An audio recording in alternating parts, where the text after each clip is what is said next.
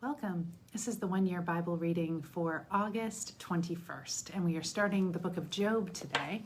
I wanted to share with you just a piece out of Dr. Chuck Missler's book, Learn the Bible in 24 Hours, about this book, because we're going to be reading the first two chapters today, more than that actually. But he writes, we really learn a great deal from the first two chapters about an aspect of reality Job did not know. We learn that Satan is accountable to God. It's clear that Satan can't do anything without getting permission. It's also clear that Satan's thoughts are an open book to God. Many wonder, if God is such a loving God, why does he allow sin and suffering? Here we see that Satan is behind the evils that curse the earth. Something else we should remember. Satan is not omnipresent or omniscient. Don't confuse the attributes of God with the limitations of Satan. Realize that he can't do anything to any of us without divine permission. We also learn through the book of Job that God's eyes are always on his children. I wanted to share that with you at the start. Job 1:1. There was a man named Job who lived in the land of Uz. He was blameless, a man of complete integrity. He feared God and stayed away from evil. He had 7 sons and 3 daughters. He owned 7,000 sheep, 3,000 camels, 500 teams of oxen, and 500 female donkeys, and he employed many servants. He was, in fact, the richest person in that area. Every year, when Job's sons had birthdays, they invited their brothers and sisters to join them for a celebration. On these occasions, they would get together to eat and drink. When these celebrations ended, and sometimes they lasted several days, Job would purify his children. He would get up early in the morning and offer a burnt offering for each of them. For Job said to himself, perhaps my children have sinned and have cursed God in their hearts. This was Job's regular practice. One day the angels came to present themselves before the Lord, and Satan the accuser came with them. Where have you come from? The Lord asked Satan. And Satan answered the Lord, I have been going back and forth across the earth, watching everything that's going on. Then the Lord asked Satan, have you noticed my servant Job? He is the finest man in all the earth, a man of complete integrity. He fears God and will have nothing to do with evil. Satan replied to the Lord, yes, Job fears God, but not without good reason. You have always protected him and his home and his property from harm. You have made him prosperous in everything he does. Look how rich he is. But take away everything he has, and he will surely curse you to your face. All right, you may test him, the Lord said to Satan. Do whatever you want with everything he possesses, but don't harm him physically. So Satan left the Lord's presence. One day, when Job's sons and daughters were dining at the oldest brother's house, a messenger arrived at Job's home with this news. Your oxen were plowing, with the donkeys feeding beside them, when the Sabeans raided us. They stole all the animals and killed all the farmhands. I am the only one who escaped to tell you. While he was still speaking, another messenger arrived with this news. The fire of God has fallen from heaven and burned up your sheep and all the shepherds. I am the only one who has escaped to tell you. While he was still speaking, a third messenger arrived with this news. 3 bands of Chaldean raiders have stolen your camels and killed your servants. I am the only one who escaped to tell you. While he was still speaking, another messenger arrived with this news. Your sons and daughters were feasting in their oldest brother's home. Suddenly a powerful wind swept in from the desert and hit the house on all sides. The house collapsed and all your children are dead. I am the only one who escaped to tell you. Job stood up and tore his robe in grief. Then he shaved his head and fell to the ground before God. He said, I came naked from my mother's womb, and I will be stripped of everything when I die. The Lord gave me everything I had, and the Lord has taken it away. Praise the name of the Lord. In all of this, Job did not sin by blaming God. One day the angels came again to present themselves before the Lord, and Satan the accuser came with them. Where have you come from? The Lord asked Satan. And Satan answered the Lord, I have been going back and forth across the earth, watching everything that's going on. Then the Lord asked Satan, have you noticed my servant Job? He is the finest man in all the earth, a man of complete integrity. He fears God and will have nothing to do with evil. and he has maintained his integrity, even though you persuaded me to harm him without cause." Satan replied to the Lord, "Skin for skin. He blesses you only because you bless him. A man will give up everything he has to save his life, but take away his health, and he will surely curse you to your face." "All right, do with him as you please," the Lord said to Satan, "but spare his life." So Satan left the Lord's presence, and he struck Job with a terrible case of boils from head to foot. Then Job scraped his skin with a piece of broken pottery as he sat among the ashes. His wife said to him, "Are you still trying to maintain your integrity? Curse God and die." But Job replied, "You talk like a godless woman. Should we accept only good things from the hand of God and never anything bad?" So in all this, Job said nothing. 3 of Job's friends were Eliphaz the Temanite, Bildad the Shuhite, and Zophar the Naamathite. When they heard of the tragedy he had suffered, they got together and traveled from their homes to comfort and console him. When they saw Job from a distance, they scarcely recognized him. Wailing loudly, they tore their robes and threw dust into the air over their heads to demonstrate their grief. Then they sat on the ground with him for 7 days and nights. Then no one said a word, for they saw that his suffering was too great for words.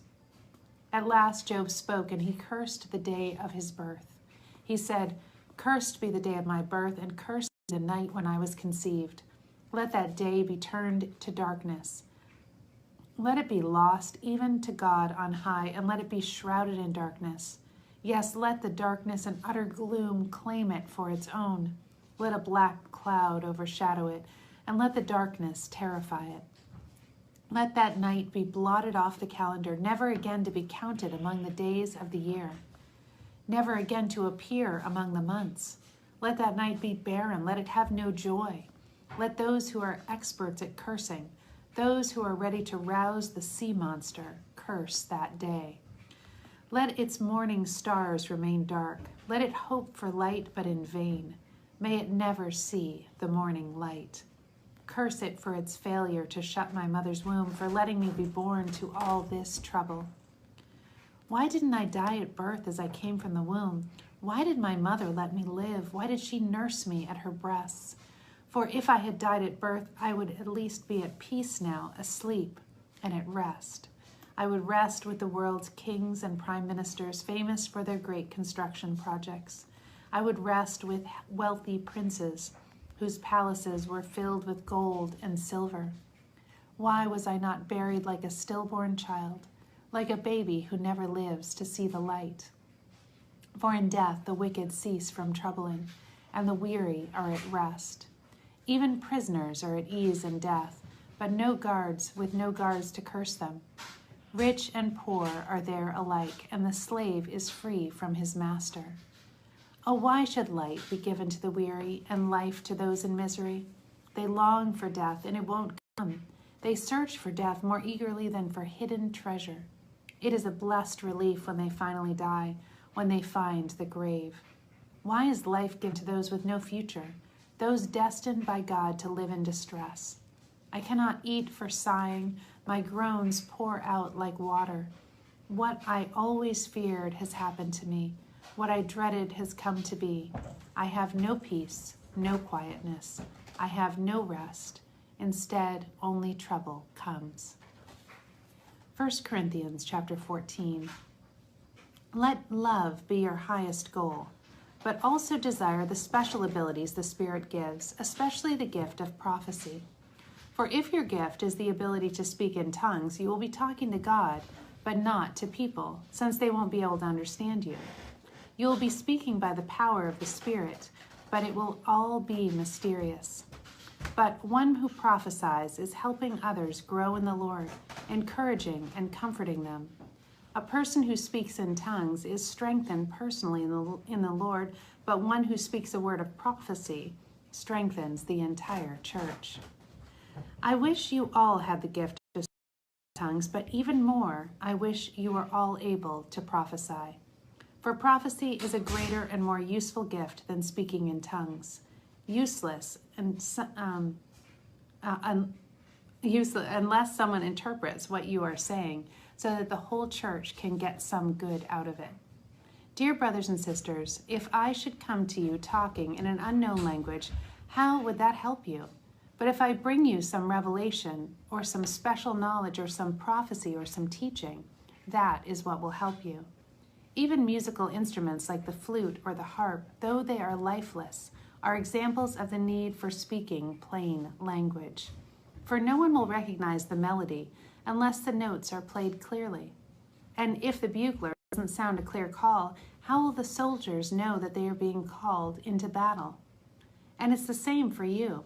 If you talk to people in a language they don't understand, how will they know what you mean? You might as well be talking to an empty room. There are so many different languages in the world, and all are excellent for those who understand them. But to me, they mean nothing. I will not understand people who speak those languages, and they will not understand me. Since you are so eager to have spiritual gifts, ask God for those that will be of real help to the whole church. So anyone who has the gift of speaking in tongues should pray also for the gift of interpretation, in order to tell people plainly what has been said.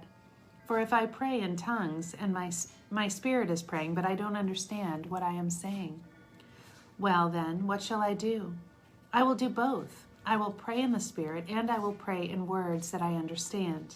I will sing in the Spirit, and I will sing in words I understand. For if you praise God only in the Spirit, how can those who don't understand you praise God along with you? How can they join you in giving thanks when they don't understand what you are saying? You will be giving thanks very nicely, no doubt, but it doesn't help the other people present. Psalm 37, verses 12 through 29. The wicked plot against the godly. They snarl at them in defiance, but the Lord just laughs, for he sees their day of judgment coming.